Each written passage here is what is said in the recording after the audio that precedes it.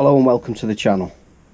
I'm just making this quick video to show anyone that's had the same problem with me with the Fimi X8 2020. I first got it for Christmas 2020, and as soon as I flew it I realised there was an issue with the focus on this drone. The left hand side 20% was in focus and the rest of the screen was completely out of focus. I didn't know what to do. I checked on the various groups and there seemed to be a Russian guy that had had the same problem, and he decided to disassemble his, and I wasn't overly keen at first because I thought, well, I'd rather send it back and have it fixed under warranty. But since the 31st of December, the United Kingdom, in its absolute stupidity, decided to leave the European Union. So now we're faced with not being able to have drones with batteries sent over to us. So if I sent my drone back with the battery in it, like Fimi requested, then they can't send it back out to me.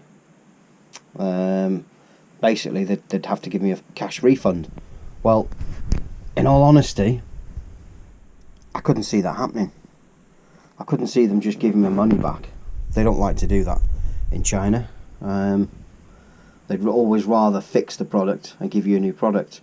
But because of the Brexit regulations now, we can't have them sent over. Banggood have stopped sending them. Even Hobby King have stopped us allowing us to use the EU warehouse. We can't have batteries sent over. It's a mess, it's a mess. None of which is Fimi's fault, but what is Fimi's fault is the fact that they didn't have any sort of quality control over these lenses. I'm not the only one with this issue. I've seen tens of people, and it always seems to be the August 2020 editions that have got this fault. Some people have blamed it on it being too cold, things like that. Simple truth is the lens is misaligned. Now, the fix is very easy. Anybody can do this fix. I was very reluctant at first, but with facing no option, I thought, well, why not? So first of all, pinch the wife's hairdryer. And then you're going to have to warm the lens up.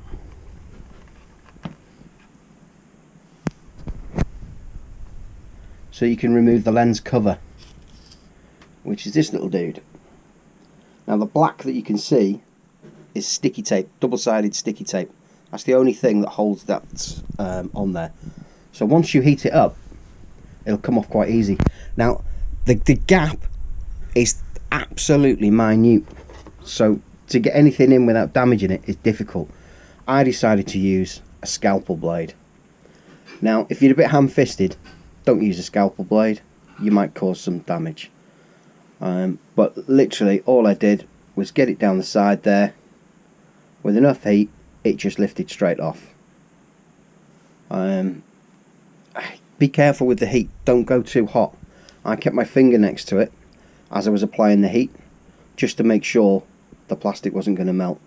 And when it was too hot for my finger, I went in, started to work the edge very slightly, just straight in, down there, and then I pushed sideways. I didn't try and lever it out, I just pushed sideways and used a little bit of force, and it came off.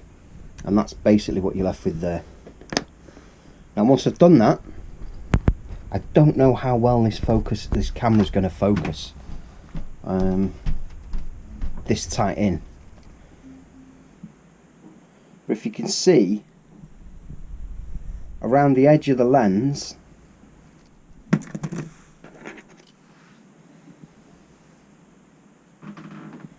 there's some little gaps and ledges there.